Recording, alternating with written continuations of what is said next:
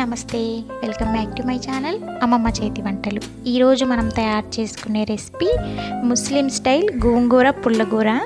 ఈ విధంగా గోంగూర కర్రీని ఒక్కసారి ప్రిపేర్ చేసి చూడండి, చాలా టేస్టీగా ఉంటుంది. ఈ గోంగూర కర్రీ బిర్యానీలోకైనా రైస్లోకైనా చాలా ఎమ్మీగా ఉంటుంది. ఈ గోంగూర కర్రీని ఈజీగా ఎలా ప్రిపేర్ చేసుకోవాలో ఈరోజు చూద్దాం. ముందుగా ఈ గోంగూర పుల్లగూర కోసం 3 గోంగూర కట్టలని నీట్గా వలుచుకొని 2 or 3 టైమ్స్ బాగా వాష్ చేసుకొని పక్కన పెట్టుకోవాలి. ఈ గోంగూరని ఒక బౌల్లో వేసుకొని అందులోకి కారానికి తగినన్ని ఒక 10 లేక 12 పచ్చిమిర్చి వేసుకోవాలి.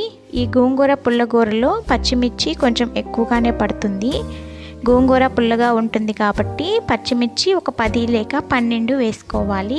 అందులోనే 1 మీడియం సైజ్ ఆనియన్ని సన్నగా పొడుగ్గా చాప్ చేసుకున్నది, 2 మీడియం సైజ్ టమాటాలు వేసుకోవాలి. అందులోనే ఫ్రెష్గా దంచిపెట్టుకున్న 1 టేబుల్ స్పూన్ అల్లం వెల్లుల్లి పేస్ట్ వేసుకోవాలి.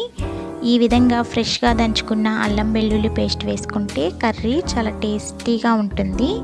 అందులోనే సన్నగా చాప్ చేసుకున్న ఒక గుప్పెడు కొత్తిమీర, 1 టేబుల్ స్పూన్ ఆయిల్ వేసుకోవాలి. ఈ విధంగా 1 టేబుల్ స్పూన్ ఆయిల్ వేసుకున్న తర్వాత అందులోకి టేస్ట్కి సరిపడినంత సాల్ట్ని వేసుకోవాలి.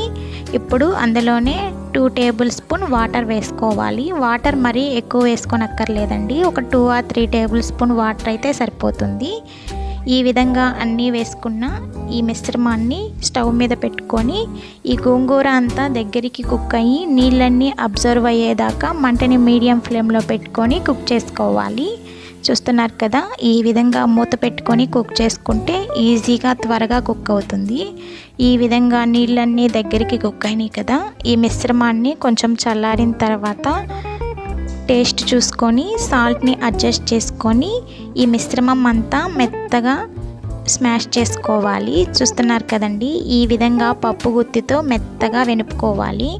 ఎక్కడ పలుకు అనేది లేకుండా కొంచెం కచ్చాపచ్చాగా ఈ విధంగా మెత్తగా వెనుపుకోవాలి. ఈ విధంగా కచ్చాపచ్చాగా చేసుకోవడం వల్ల గోంగూర కర్రీ చాలా టేస్టీగా ఉంటుంది. చూస్తున్నారు కదా, ఈ విధంగా మెత్తగా ఎనుపున్న గోంగూర కర్రీని ఒక బౌల్లోకి సర్వ్ చేసుకుంటే ఎంతో టేస్టీగా ఉండే ముస్లిం స్టైల్ గోంగూర పుల్లగూర రెడీ. మీరు కూడా ఇదే విధంగా ఒక్కసారి ప్రిపేర్ చేసి చూడండి, చాలా టేస్టీగా ఎమ్మీగా ఉండే గోంగూర కర్రీ రెడీ. మరిన్ని క్విక్ అండ్ ఈజీ రెసిపీస్ కోసం అమ్మమ్మ చేతి వంటని సబ్స్క్రైబ్ చేసుకోండి. వీడియో నచ్చినట్లయితే లైక్ చేయండి, షేర్ చేయండి, కామెంట్ చేయండి. మన వీడియోల్ని కొత్త వారు ఎవరన్నా చూస్తున్నట్లయితే సబ్స్క్రైబ్ చేసుకోవడం అస్సలు మర్చిపోకండి. Thank you.